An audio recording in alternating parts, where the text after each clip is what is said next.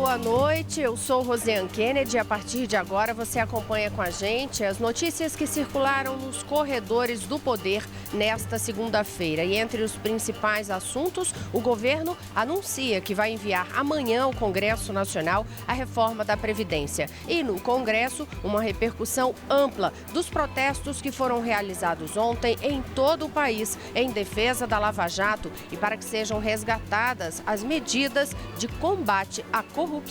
Você acompanha tudo isso e muito mais com a gente a partir de agora, aqui na TV Brasil e na Rádio Nacional. Mas a gente abre o programa hoje indo diretamente aos estúdios da Rádio Nacional para conversar com Maíra Heinen sobre mais uma decisão, mais uma etapa aí, uma novidade em relação à Operação Lava Jato. Hoje teve busca e apreensão, desta vez envolvendo ex-presidente da Câmara dos Deputados e também ministro do Tribunal de Contas da União. Maíra, quais são as informações? Boa noite. Boa noite, Rosiane. A Polícia Federal cumpriu mandados judiciais aqui em Brasília, na Paraíba, no Rio Grande do Sul, em endereços relacionados ao deputado federal Marco Maia e também do PT Gaúcho e também ao ex-senador pelo PMDB e atual ministro do Tribunal de Contas, Vital do Rego. Em delação premiada, o ex-senador Delcídio do Amaral declarou haver cobrança de pedágio por parte de Vital do Rego e de Marco Maia na época em que foram presidente e relator da CPI mista da Petrobras em 2014. Eles teriam recebido pelo menos 5 milhões de reais para não convocarem empresários para depor na comissão. Segundo a delação de Delcídio, o dinheiro foi cobrado de Léo Pinheiro, da OAS, Júlio Camargo, da Toyo Setal e Ricardo Pessoa, da UTC, executivos que faziam parte do chamado Clube das Empreiteiras. As buscas e apreensões foram autorizadas pelo ministro do Supremo Tribunal Federal, Teori Zavascki. O deputado Marco Maia fez um pronunciamento no Facebook afirmando que a acusação contra ele, feita pelo lobista, é mentirosa e motivada por vingança. Vamos ouvir. Aqueles que nós indiciamos na CPMI lá em 2014, que já tinham traziam consigo a prática de crimes e de delitos, hoje são aqueles que me acusam, que tentam fazer das suas delações um instrumento de acusação do deputado que apresentou o relatório produzindo o indiciamento deles. E o Ministério Público, a Polícia Federal, acabam permitindo ou entrando neste jogo, nesta manipulação que é produzida por delatores mentirosos que não têm credibilidade e que acabam com isto tentando prejudicar a imagem de um deputado que fez um trabalho sério quando foi relator da CPMI lá em 2014. Eu não posso aceitar isto. Já o ministro Vital do Rego diz que compreende o trabalho das autoridades competentes e que, se a medida for cumprida com eficiência, vai confirmar que ele jamais teve qualquer participação nos fatos em apuração. Rosiane? Obrigada, Maíra, que daqui a pouquinho volta com a gente com outras informações. E a gente abriu esse noticiário hoje justamente com essa novidade em relação à Lava Jato, para poder, a partir daí sim, falar dos protestos que foram realizados ontem no país inteiro. Porque aquelas manifestações de ontem, vale observar, ressaltar aqui, vou ressaltar isso várias vezes, manifestações absolutamente pacíficas, uma demonstração de democracia de fato, porque as pessoas foram às ruas, protestaram, manifestaram ali a indignação absoluta com o que ocorreu no Congresso na semana passada, com aquela aprovação do pacote de medidas de combate à corrupção, mas totalmente desfigurado. Então as pessoas foram às ruas, protestaram contra isso, fizeram uma ampla defesa da Operação Lava Jato e das medidas de combate à corrupção. Então por isso eu abri falando de Lava Jato, fiz questão aqui também de ressaltar o caráter absolutamente pacífico dessas manifestações ontem. E obviamente essas manifestações ontem tiveram ampla repercussão no Congresso Nacional. Já havia uma expectativa, inclusive desde o fim de semana, o início do fim de semana ali na sexta-feira, sobre o que ocorreria nesses protestos, qual seria o tom desses protestos. A nossa repórter do Congresso Nacional, Mariana Jungmann, está aqui ao meu lado. Hoje a gente está apresentando o jornal aqui do Palácio do Planalto. Daqui a pouquinho vocês vão entender por quê, porque uma das principais pautas políticas do dia está ocorrendo aqui neste exato momento.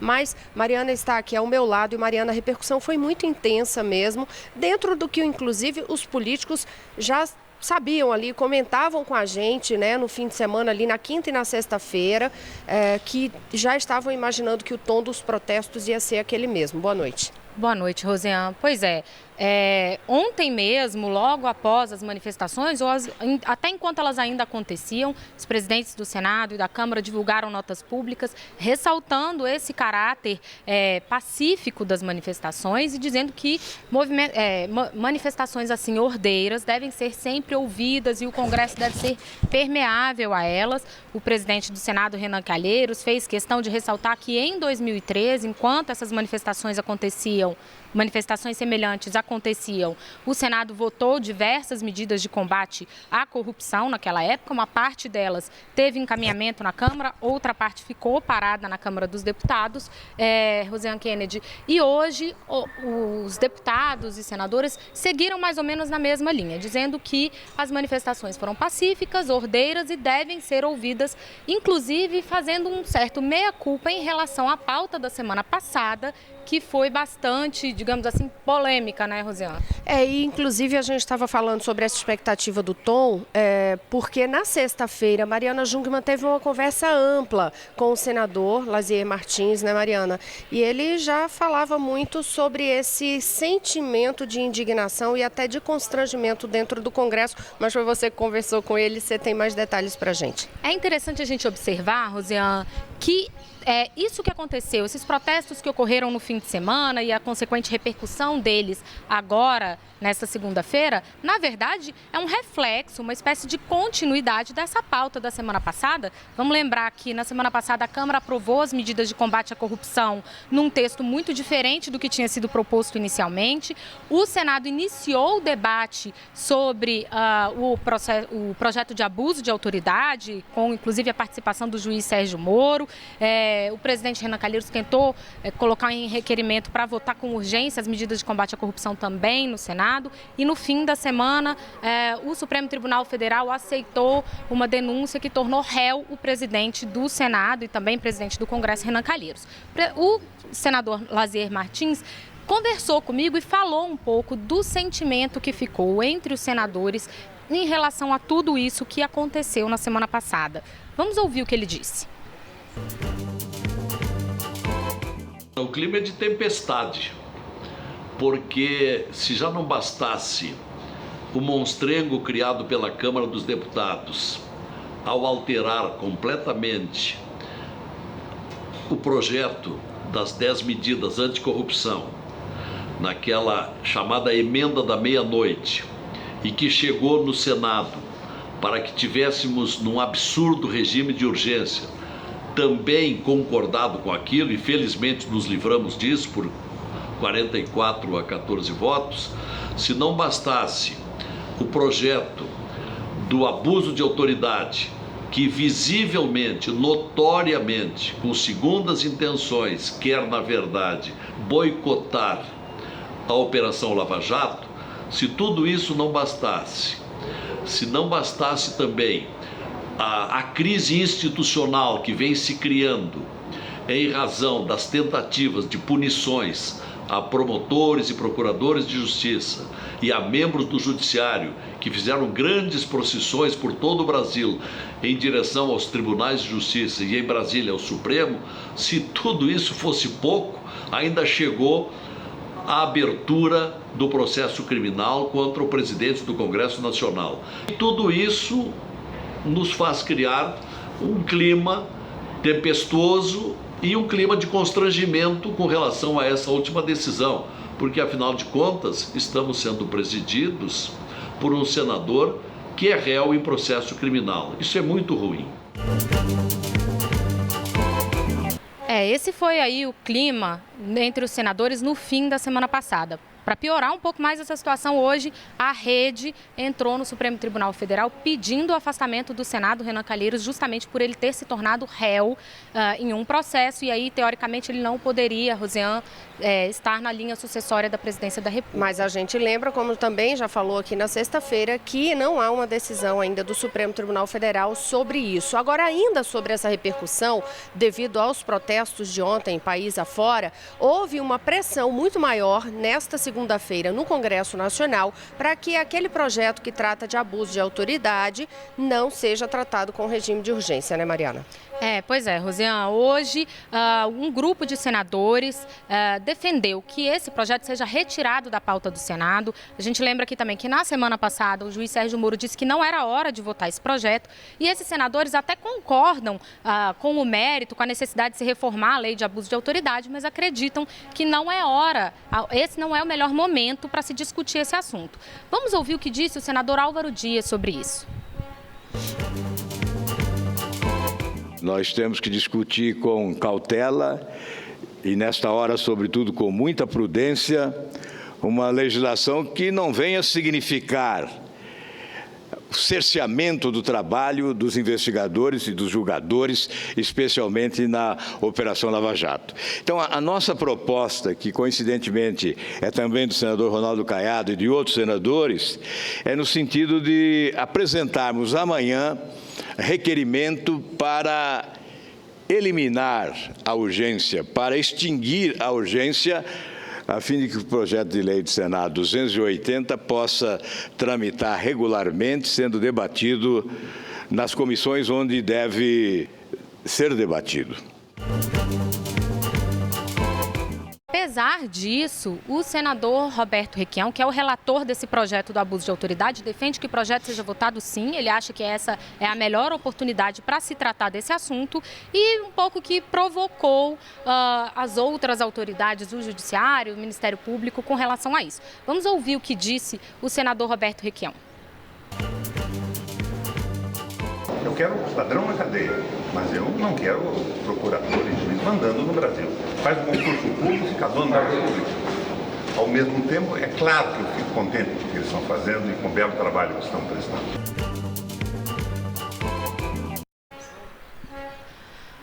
Esse foi aí o senador Roberto Requião, que amanhã deve apresentar publicamente, ele já apresentou hoje o relatório dele sobre o projeto de abuso de autoridade, Rosiane Kennedy. A previsão é que isso esteja na pauta para ser votado amanhã no Senado. Vamos ver se vai haver o requerimento para retirada ou não.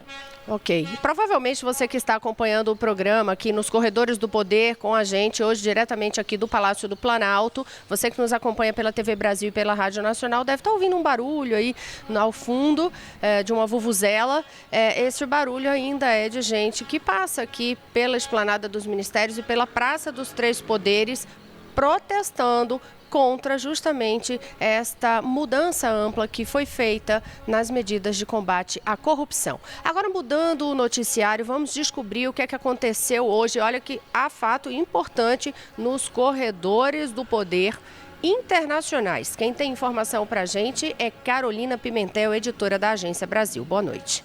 Boa noite, Rosiane. Neste domingo, os italianos participaram de um referendo e a maioria votou contra a proposta de reforma constitucional. Essa proposta previa mudanças na Constituição do país, previa, por exemplo, o fim do sistema bicameral. A Câmara dos Deputados continuaria a existir, mas o Senado ficaria com menos poderes. Com esse resultado, o primeiro-ministro Matteo Renzi, que era um defensor da reforma, acabou sofrendo aí uma derrota e entregou a carta de renúncia.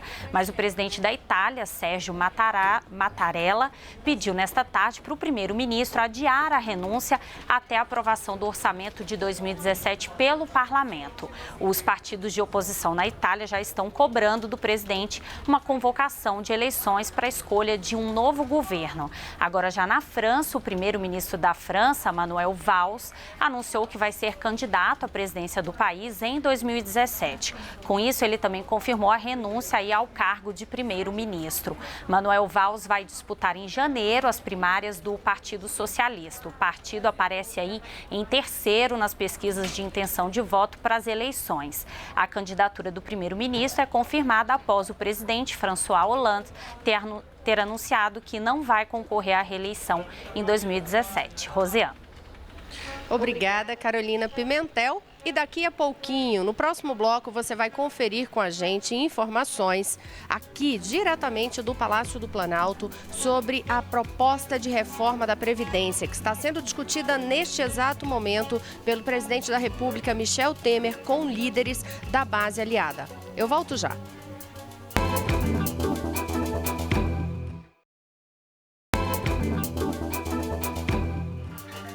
Votação no... Olá, estamos de volta e você confere com a gente as notícias que circularam nos corredores do poder. No bloco anterior, você viu que a Operação Lava Jato hoje fez busca e apreensão em residências de ex-presidente da Câmara dos Deputados e também de ministro do Tribunal de Contas da União. Viu também que toda a repercussão política dos protestos feitos ontem no país em defesa da Lava Jato e em defesa também das medidas de combate à corrupção, todos aqueles protestos terminaram gerando um impacto e uma pressão muito maior no Congresso Nacional para que os parlamentares não avancem naquele projeto que trata do abuso de autoridade. E agora, neste bloco, a gente já abre falando de um dos principais temas do dia. Uma reunião que acontece neste exato momento aqui no Palácio do Planalto, onde estamos eu e Mariana Jungmann, e que é justamente para poder decidir com os líderes partidários e também com os representantes de centrais sindicais a proposta de reforma da Previdência que será enviada pelo governo ao Congresso esta semana. Quem tem informações é Carolina Pimentel, diretamente da Agência Brasil. Carolina. Bem, Rosiane, como você disse, o presidente Michel Temer está reunido aí no Palácio do Planalto com líderes da base aliada para fechar um texto da reforma da Previdência. Ele também vai ter um encontro com as centrais sindicais, porque a ideia do governo é enviar esse texto amanhã para o Congresso Nacional. Inclusive, a gente vai ouvir agora o que o presidente Michel Temer falou aí no início da reunião com os líderes da base aliada. Chega de pequenas reformas. Ou nós enfrentamos, como o próprio nome está dizendo, de frente o problema, ou nós vamos condenar os nossos postos, aqueles que vierem depois de nós nas aposentadorias, a baterem nas portas do poder público e nada poderem receber.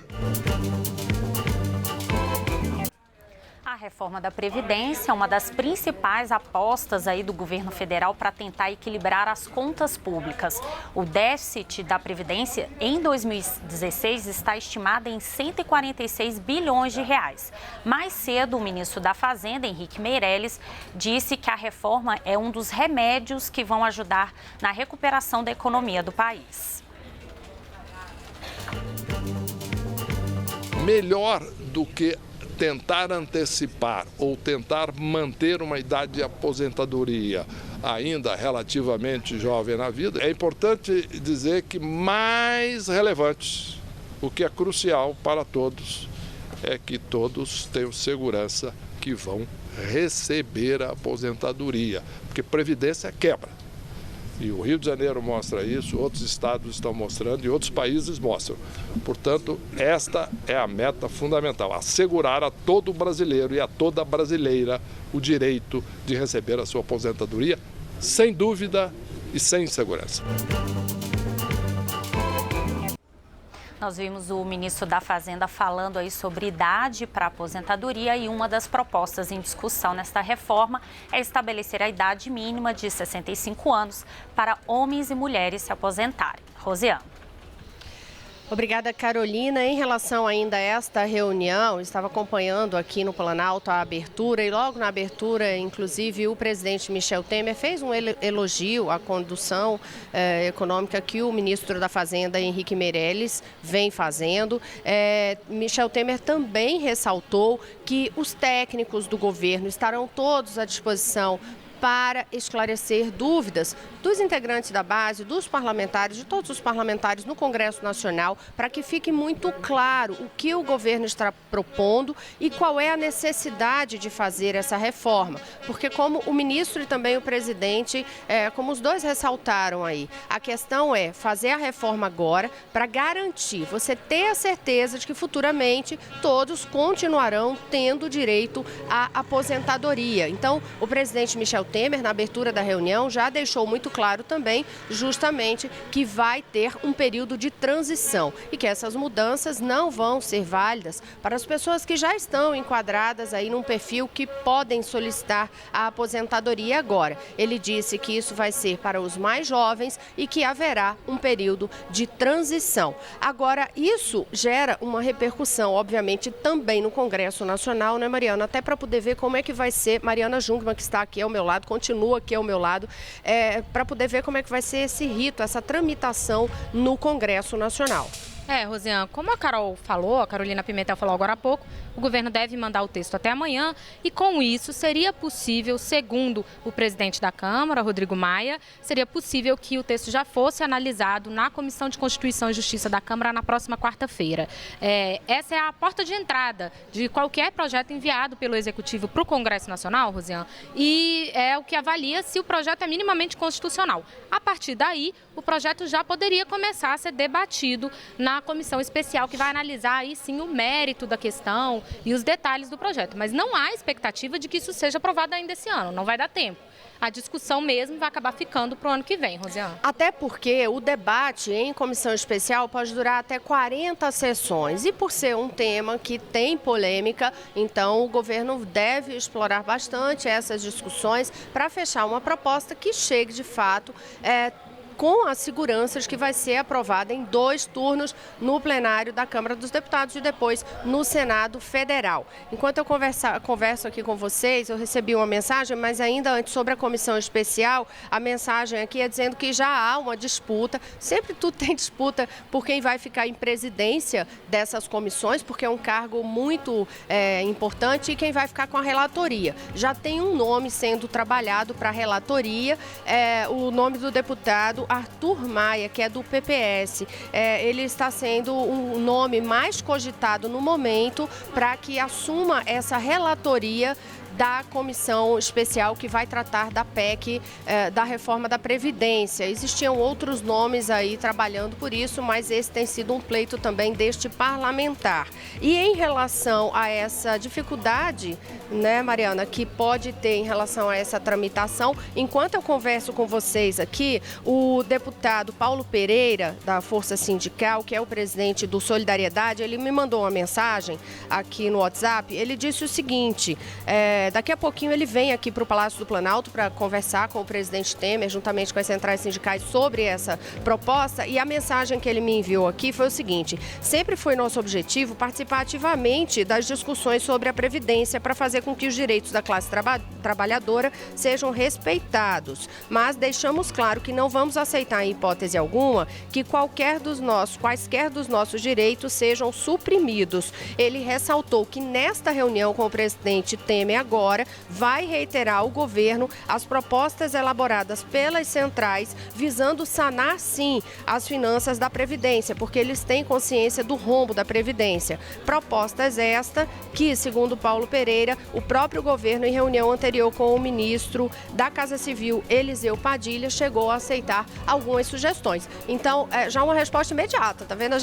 Que a gente faz ao vivo mesmo, recebe o bastidor imediatamente aqui para vocês e já conta em primeira mão como que é essa repercussão imediata no ambiente político, né, Mariana? Rosiane, e essa resposta do deputado Paulo Pereira dá o tom de que o debate sobre a reforma da Previdência não vai ser fácil. Independente do governo ter uma maioria confortável no Congresso, na maior parte das votações, inclusive nas mais difíceis até agora, o debate da reforma da Previdência é um tema espinhoso e que a oposição promete aproveitar disso e fazer muito barulho barulho porque são totalmente contra as mudanças que o governo está pretendendo. Mas ressaltando que o governo também destaca sempre isso, a necessidade absoluta para que não haja o risco de amanhã ou depois alguma das gerações termine aí ficando sem aposentadoria. Então há necessidade, essa é mais uma das medidas do pacote de ajuste fiscal para controlar, resolver o rombo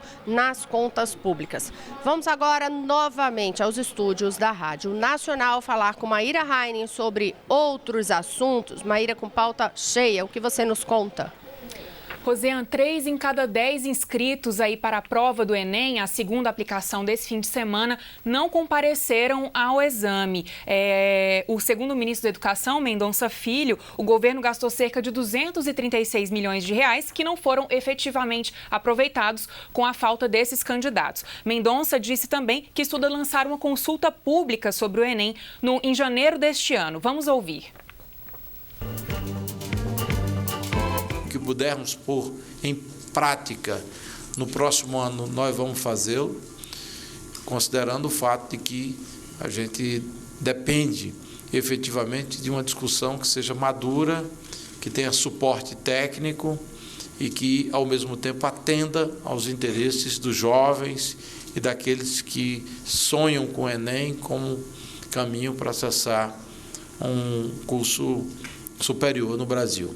Então, não quero nem devo antecipar nenhuma decisão com relação ao ano de 2017, apenas o desejo de que a gente possa aprimorar o exame. Esse é o nosso desejo. Ele disse que não é possível prever se essas mudanças vão ser efetivamente discutidas, mas esse índice de abstenção pode ser discutido aí nessa consulta pública. Roseane. Obrigada, Maíra. E outras informações de tudo que a gente falou aqui e dos detalhes do que está acontecendo nesta reunião aqui no Palácio do Planalto neste momento, você confere no site da Agência Brasil, agenciabrasil.ebc.com.br. A gente volta amanhã com outras informações. Boa noite, Mariana. Boa noite, Roseane Kennedy. Boa noite, até amanhã.